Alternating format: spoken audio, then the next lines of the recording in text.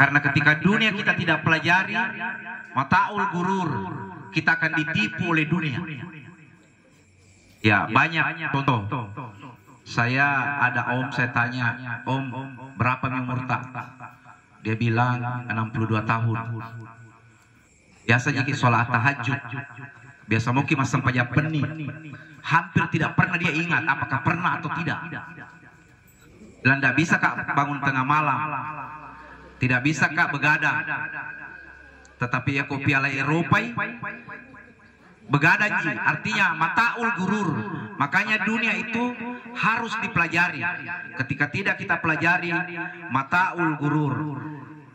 Jemaah yang insya Allah dimuliakan oleh Allah Subhanahu Wa Taala, saya ingin mengajak kita terinspirasi dengan seorang Nabi Sulaiman.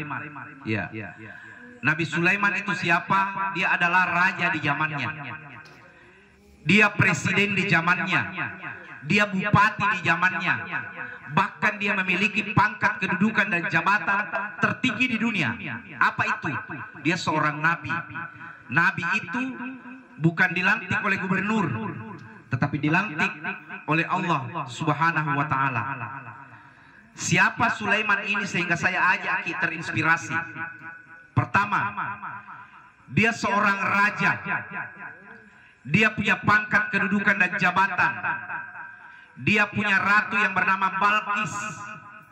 Bahkan riwayat menjelaskan dia punya keahlian. Apa keahliannya? Satu, dia nabi yang paham bahasa binatang.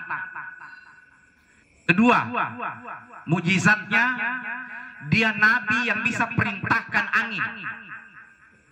Berapa hari yang lalu itu angin mengamuk. Sandena ke Nabi Ibrahim, wadina perintah berhenti ki. Itu kelebihannya Nabi Ibrahim. Bahkan riwayat menjelaskan, Nabi Sulaiman. Bahkan riwayat menjelaskan Nabi Sulaiman itu punya tentara dari bangsa jin. Intinya adalah yang saya ingin sampaikan, seorang Nabi Sulaiman itu memiliki semua yang diharapkan orang di muka bumi ini. Sininna yerotil doangin sosok, kita setiap hari berdoa, apa yang kita minta sama Allah, itu Nabi Sulaiman punyai semua. Apakah Sulaiman sombong? Apakah Sulaiman jumawa? Ternyata tidak. Seorang Nabi Sulaiman yang kaya raya, raja, punya pangkat kedudukan dan jabatan, setiap malam di penghujung malam dia berdoa kepada Allah. Apa doanya?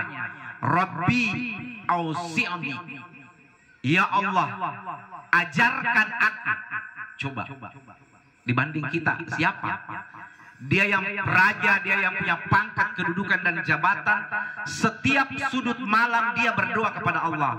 Rabbi ausi'ni, ya Allah ajari aku an ashkura nikmatakallati, mensyukuri apa yang saya miliki. Setiap malam dia berdoa. Padahal dia seorang yang hebat dibandingkan kita yang mungkin jabatan kecil atau mungkin tidak punya jabatan. Ini menjadi inspirasi untuk kita amalkan di dalam penghidupan. Ya, jangan selalu hura-hura setiap hari. Ada yang saya lihat viral itu mana rososo, ubur-ubur ikan lele. Apa itu ubur-ubur ikan lele? Belum tentu dia pernah berdoa dalam hari itu terus Nabila. Ini hanya inspirasi ibu bapak. Saya hanya mengingatkan. Yang kedua, kita bersolawat kepada Nabiullah Muhammad Sallallahu Alaihi Wasallam. Ada kemenakan saya pernah bertanya, dia dengar kak ceramah, bilang, Om, kenapa itu selalu ibu bersolawat kepada Nabi? Kamu mati nih, dia kan sudah mati. Ya, bahkan dia bertanya, di mana itu Nabi? Ya, siapa tahu di tempat ini bertanya, ada yang bertanya, di mana itu Muhammad sekarang? Nabi Muhammad detik ini berada di salah satu kota nun jauh di sana, di kota Madinah, di dalam Masjid Nabawi di Raudah. Yang pernah haji Yang pernah umrah tahu tempat ini, Raudah. Luasnya 16 meter kalau 24 meter. Di sini juga biasa banyak calon-calon haji meninggal. Di sanalah Rasulullah sekarang menunggu kita. Inna sholawatu ma'rudatun alayya. Baca salawatmu, mudah-mudahan bisa menjadi syafaat di hari kemudian. Bahkan saya ingin sampaikan seperti ini Bapak Ibu, yang malas berdoa. Karena ada juga orang itu terlalu mengandalkan dirinya, tidak pernah berdoa. Saya mau ajarkan doa dengan cara tidak berdoa. Apa itu? Dengan bersolawat. Yang tidak mampu beramal karena menyumbang, tidak bisa pergi bersedekah karena tidak ada uang tak, belum bisa pergi pergi umrah, belum ada uang tak, belum bisa mendaftar haji karena tidak ada uang tak. Kalau mau beramal gratis tanpa berdoa, silahkan terus bersolawat kepada Nabiullah Muhammad sallallahu alaihi wasallam. Kemarin saya manasik melepas umroh, bukan orang dia orang luar. Ibu, nanti kalau kita perjalanan dari Madinah ke Makkah, jangan talbiyah terus kita baca. Sekali-kali kita solawat, karena solawat itu doa. Ya, niatkan jadi doa. Macam mungkin masalah ibu. Dia. Ibu, mama pergi umrah, bisa jadi solawat. Masih diam. Saya bilang, bahaya. Ibu, bisa jadi solawat. Apa nak bilang? Nasa kumapa kirna macam kak salawat kira nasa. Salawat agak bangsa na lima pacapu di Joko umrah bangsa ini. Ini hanya inspirasi Ibu ya, hanya saling mengingatkan dan tentu menjadi inspirasi di dalam kehidupan kita. Intinya begini, ada buku yang pernah saya baca, dia seorang penulis, desainer terkenal namanya Krista Rodriguez. Dia katakan begini, orang ini adalah terkenal dan kaya. Dia katakan di dalam bukunya, saya ini kaya dan punya istana. Saya punya rumah mewah, megah. Tapi sekalinya saya sakit, meskipun bagus rumahku, tetap harus saya bermalam di rumah sakit. Saya punya Alphard, saya punya Innova, saya punya kendaraan mewah. Tetapi sekalinya saya sakit, saya hanya butuh kursi roda. Bukan mobil itu yang saya butuhkan. Saya punya banyak makanan mewah di kulkas. 3 lantai, 4 lantai, semua lantai ada kulkasnya. Semua ada makanan-makanan mewah. Banyak makanan mewah di rumah. Tapi sekalinya saya sakit, saya cuma diwajibkan makan obat 3 tablet satu hari.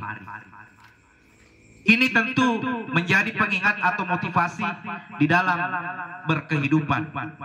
Dulu waktu saya menjabat, katakanlah waktu jadi kepala dinas, jadi kepala daerah, waktu jadi direktur, kunjungannya dari hotel ke hotel. Sekalinya malasa dari lab ke lab. Itulah kehidupan. Tidak bisa kita pungkiri, suka atau tidak, kita harus menghadapi kodrat yang diberikan oleh Allah Subhanahu wa ta'ala. Bahkan dia mengaku punya banyak karyawan.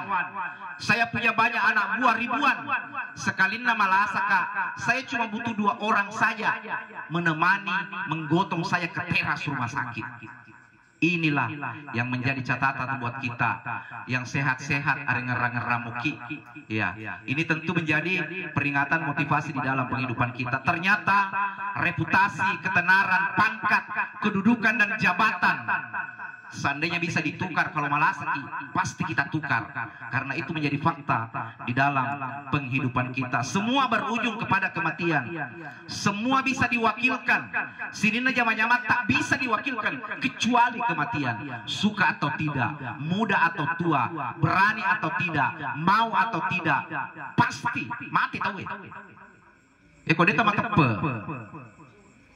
aja tajam ya. Dan ini menjadi motivasi penghidupan. Ya minimal kita mengingatkan diri sendiri, kematian adalah kepastian yang misterius. Kematian adalah ilmu tingkat tinggi. Kematian adalah sesuatu yang tidak bisa dihindari. Wa kafa bil mauti wa'izan. Cukuplah kematian yang menjadi nasihat. Tapi Ibu, yang merasa asli tak detek, yang merasa asli lu, kita bukan asli lu. Biar 1000 lontar kita perlihatkan. Yang orang Sopeng bukan ke orang Sopeng, bukan asli Bone, bukan asli Wajo, bukan. Orang mana nenek tak? Nenek tak itu lahir di surga. Adam dan Hawa itu diciptakan di surga. Berarti kita berasal dari surga. Kita pasti kembali ke sana. Kita ini perantau, bukan asli lu. Perantau iki, pas sompe. Agaknya seperantau, agaknya sepas sompe. Yang dibilang perantau, iya perantau. Perantau itu pas sompe itu, katakanlah di Belopa ini ada anak muda ke Australia, ke Jepang, ke Kalimantan, ke Sumatera. Dia merantau untuk perbaikan ekonomi keluarganya. Dia merantau. Perantau itu pasti pulang. Istilah perantau pas sompe harus pulang. Kalau ada perantau tidak pulang, engkau pas sompe de dalesu, tania pas sompe sana. Aga pale, tau nasalai kampung. Ya, perantau itu pasti pulang, sama dengan kita. Keberadaan kita di Tandete, Belopa, Siwa, Bone, Sopeng, Palopo, itu kita merantau, pasti pulang. Pulang ke surga, pulang ke kebesaran Allah Subhanahu wa Ta'ala. Karena kita bukan asli bumi, kita tercipta dari tanah. Tidak ada orang tercipta dari emas, Ibu. Tidak ada. Semua tercipta dari tanah. Makan makanan dari tanah. Hidup di atas tanah. Suka atau tidak, pasti pulang ke tanah. Makanya jangan ada berbicara langit. Orang Bugis bilang, aja mau bicara langit. Agak sama bicara langit, terlalu tinggi bahasanya. Bahasa langit itu apa? Satu, kalau dia cerita tidak pernah salah. Itu bahasa langit. Kalau dia cerita, orang pasti salah. Kalau dia cerita, dia pasti benar. Kalau dia cerita, orang selalu jelek. Itu bahasa langit. Kita tercipta dari tanah, hidup di atas tanah, makan makanan dari tanah, pasti kita akan kembali ke dalam tanah. Jamaah yang insya Allah dimuliakan oleh Allah Subhanahu wa Ta'ala. Nabi yang baru-baru kita peringati Mi'rajnya ini, Nabi itu sudah sekitar 400 tahun yang lalu meninggal. Sudah lebih 1000 tahun Nabi meninggal. Berapa umurnya dulu? 63 tahun. Bayangkan. Dia sudah meninggal hampir 1500 tahun yang lalu. Umurnya cuma 63 tahun. Ya. Itu menandakan bahwa dunia ini singkat sekali. Cinampe mi, karena ini bahasa Pak Camat, tapi macam mana kipawi? Cinampe mi kolino, cinampe macam apa mi pawi? Tapi baru-baru dari masjid pulang ke rumahnya hanya gara-gara ayam, masa salah kita tetangganya. Padahal baru-baru dia bilang sementara ji. Makanya kita harus saling mengingatkan. Saya yang lupa, kita yang ingatkan. Seperti itulah penghidupan kita. Dan mudah-mudahan bisa menjadi inspirasi kehidupan.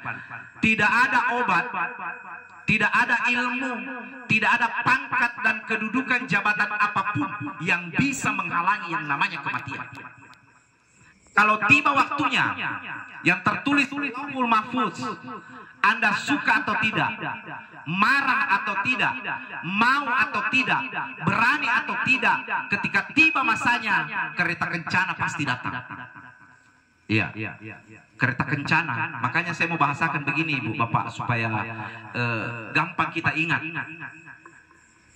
Kita rajin berjamaah di masjid atau tidak rajin sama sekali, hanya dua pilihan. Kita rajin ke masjid atau tidak rajin ke masjid, ada suatu waktu kita dipaksa ke masjid. Pasti. Kapan? Anda ke masjid rajin, Anda ke masjid tidak rajin, suatu waktu pasti dipaksa ke masjid. Kapan? Ketika kita meninggal, jenazah kita diusung ke sana. Ya, diletakkan di saf paling depan.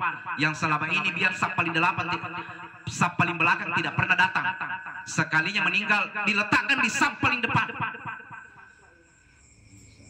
Berdiri semua keluarga berdoa, memberikan doa terbaik. Masjid itulah yang menjadi tempat peristirahatan terakhir sebelum menghadap Allah. Masjid itulah menjadi saksi terakhirnya.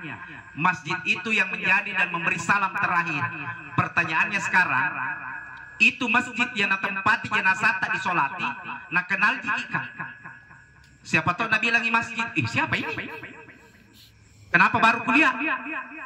Makanya saya katakan Anda rajin atau tidak, pasti ke masjid. Diusung ke sana. Makanya saya ingin katakan begini, Ibu, Bapak, hari ini kita masih kuat menjadi makmum di belakang imam. Kita masih kuat berdiri di belakang imam. Besok lusa, iolona imam itu di depannya imam. Kita disolatkan. Hari ini pakaian tak hebat, Levi's 505, 501, harga mahal. Besok kain kafan. Hari ini orang bilang tanah yanu, opunya yanu, puanna yanu. Hari ini, besok almarhum, almarhumah. Intinya pasti mati orang ibu bapak. Tidak bisa ya saya biasa bahasakan di keluarga. Iro jagoin asa ngalena jago memang. Jago memang maki. Karena pasti kita akan menghadapi sakarat dan menghadap di kebesaran Allah Subhanahu wa taala. Kematian tidak mengenal eselon 1, eselon 2, golongan 1, golongan 2. Kepala seksi, kasubag, bupati, semua akan kembali di hadapan Allah Subhanahu wa taala. Saya juga ingin mengatakan begini. Saya dengar ini almarhum masih tergolong masih muda, Pak Camat ya. Iya, kematian tidak tunggu tua. Saya pernah main futsal di Parepare. Sudah main futsal, tim lawan dari Toraja Utara, dia minum air es, tidak sampai 5 menit meninggal. Sampai-sampai itu takut-takut main futsal. Ada calon bupati dulu, sementara perhitungan suara meninggal. Baru 5 tahun yang lalu di Luhut Timur, bupati terpilih belum dilantik. Ada kan? Belum dilantik. Itulah kematian.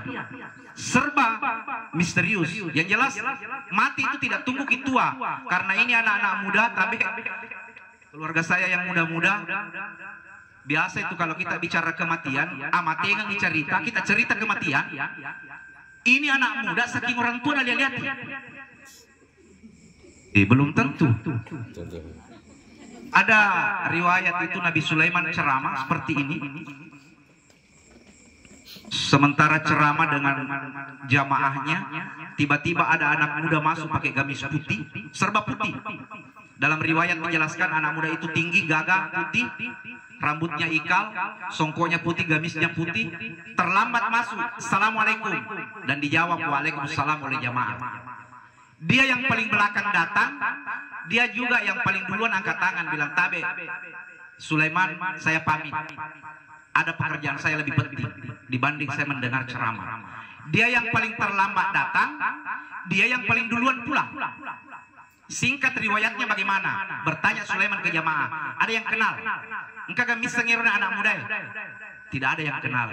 Nabi Sulaiman bilang, atas kekuasaan Allah, asal Anda tahu, tahukah engkau anak muda yang terlambat datang dan paling duluan pulang tadi, itu adalah malakul maut, sang pencabut nyawa.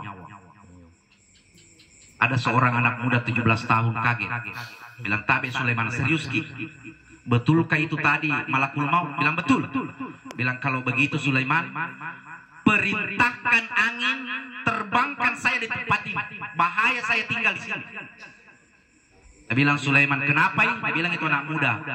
Kalau betul itu tadi malakul maut, sepertinya saya mau ambil." Nah bilang, "Kenapa?" Dia bilang, "Mapamulang kaletul lesu iya tutu di tetai." Saya terus lihat-lihatin. Ya makanya riwayat menjelaskan anak muda ini diterbangkan oleh angin melewati lautan, danau sampai ke negeri anta beranta jauh. Nah bilang, "Ini anak muda angin paturma, kasih turma jauh mah dan lihat malakul maut. 9 meter, 8 meter, 7 meter, 2 meter, 1 meter, pas menyentuh tanah, maka dia malah kalau mau onak mau bau tajam." Iya. Jadi mati itu tidak menunggu kita tua ibu bapak. Kalau sudah sampai waktunya ya sudah. Kita adalah calon santapan cacing-cacing tanah. Yang merasa cantik matanya akan meleleh. Yang putih mulus kulitnya akan terkelupas. Anak muda yang bidang perutnya itu akan terburai dengan usus. Kenapa? Kita akan menghadap. Saya ingin mengatakan begini, kul yatawaffakum, kata Allah, kul yatawaffakum malakul mautil ladzi wukila bikum summa ila rabbikum turja'un. Malakul maut direkomendasi oleh Allah. Kami itu surat tugas, dikasih surat tugas oleh Allah, cabut nyawanya, matikan. Dan itu menjadi suatu kewajiban yang pasti kita hadapi. Tapi Bapak Ibu, ada 3 penyesalan manusia kelak. Saya baca sepintas tadi bukunya. Ada 3 macam manusia yang menyesal. Pertama, sekelompok manusia yang menyesal selama hidupnya 1 kali ke masjid. Kapan? Ketika dia meninggal. Ada kira-kira itu orang begini? Masya Allah. Saya yakin tidak ada lah di sini. Tidak ada orang rajin semua ke masjid ini. Di sana aja yang itu yang dibawanya langit. Ya. Penyesalan orang pertama paling menyesal selama hidupnya 1 kali ke masjid.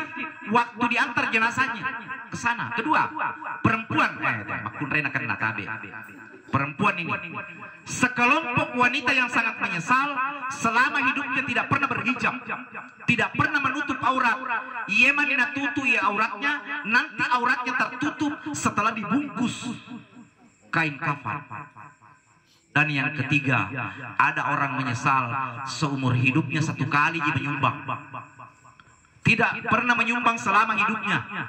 Maksud saya, sepanjang riwayat kehidupannya sampai meninggal baru 1 kali menyumbang.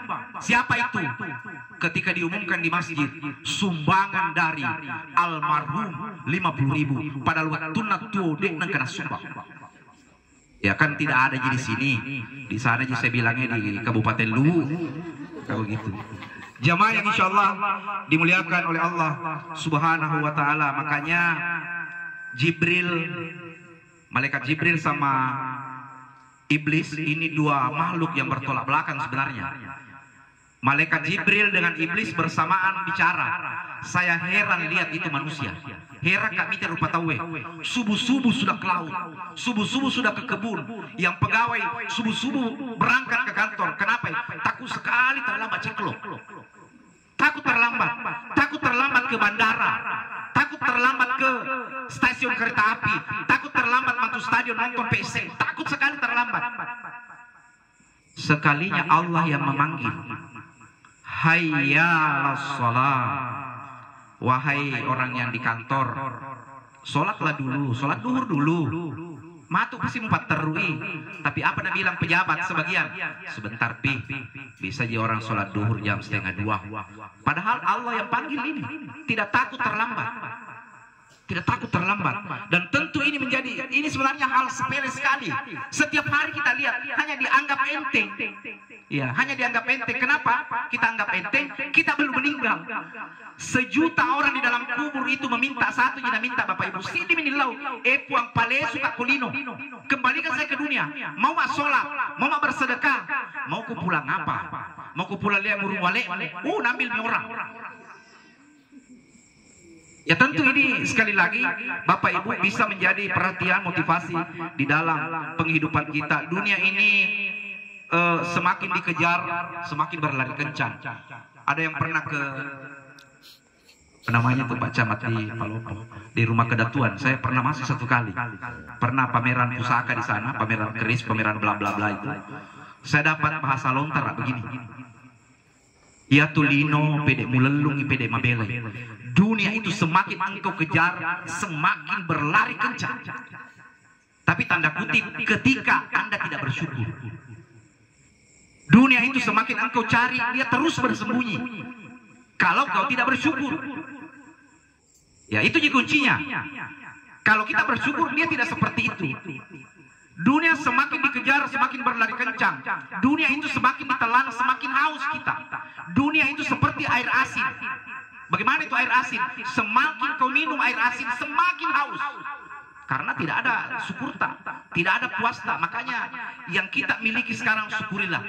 Ya, pada lesuki matu bolata. Ya, jangan sampai seperti tadi itu anak muda Datang malakul maut tidak sadar ke di dekat tak. Tapi gara ibu gili-gili mungkin gara kutu mondri. Coba intip-intip di salah-salah, siapa tahu ada di situ. Iya. Ini tentu menjadi motivasi di dalam penghidupan kita. Terakhir, saya mau kasih ibu. Terakhir saya ingin sampaikan satu oleh-oleh ya supaya ada yang kita bawa pulang. Saya pernah baca bukunya Gurta Kiai Haji Ambo Dalle di Mangkoso itu di Baru. Memang di situ kalau dia berbicara kematian, tapi ini orang tarekat, Bapak. Saya bukan orang tarekat. Siapa tahu ada orang tua saya di sini tarekat. Bukan, saya bukan tarekat. Cuma saya pernah baca bukunya, membaca sepintas dan saya tidak mengamalkan. Ya, siapa tahu salah paham, dia bilang bisa tarekat, enggak.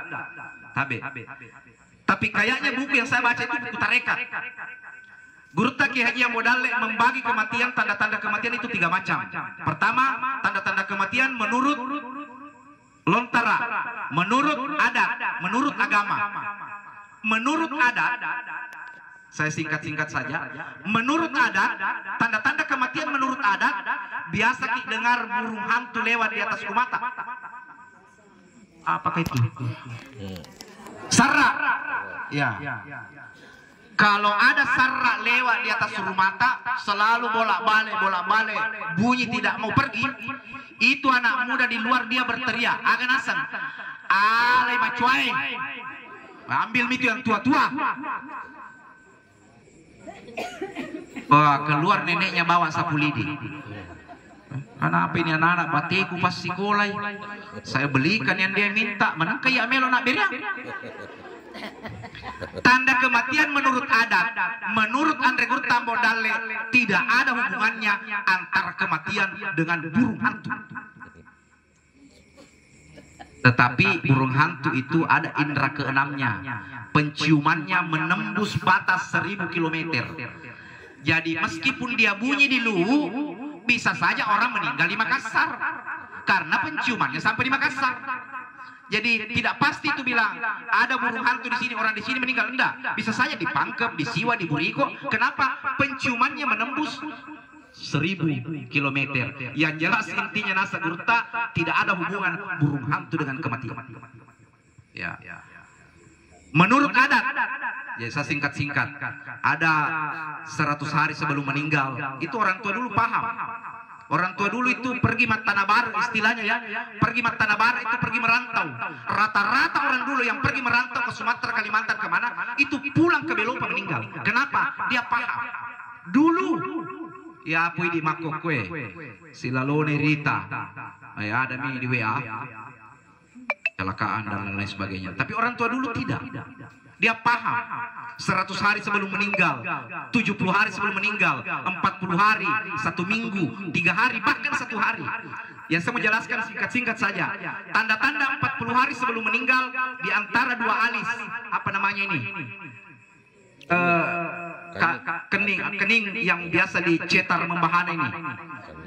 Ya. Ini tanda-tandanya. Ketika habis asar, sudah topi asar. Jadi tidak boleh waktu lain. Ketika habis asar, ada yang berbunyi tek setelah asar dan enak sekali perasaan tak. Itu bisa menjadi tanda-tanda 40 hari sebelum meninggal. Selanjutnya kita yang pelajari. Saya tidak berani. 1 minggu sebelum meninggal. Tapi ini berlaku untuk orang sakit.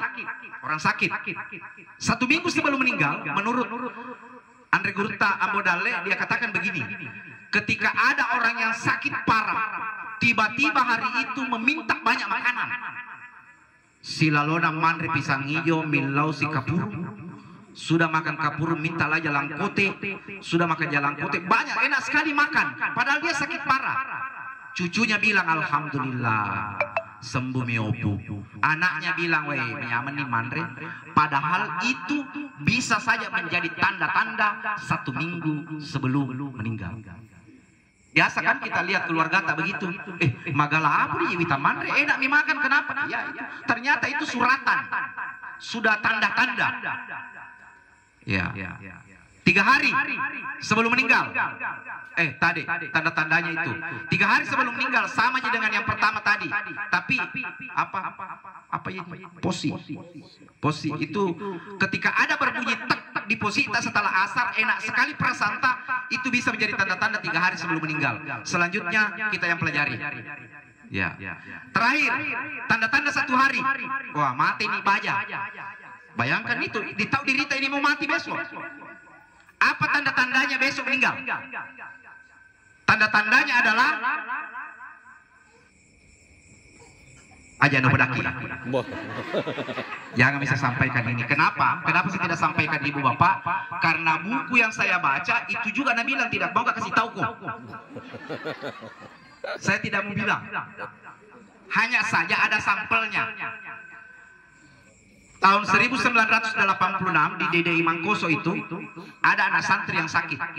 Datang guru Tambo Dalle jenguk di rumah sakit. Apa bahasanya guru dia bilang begini.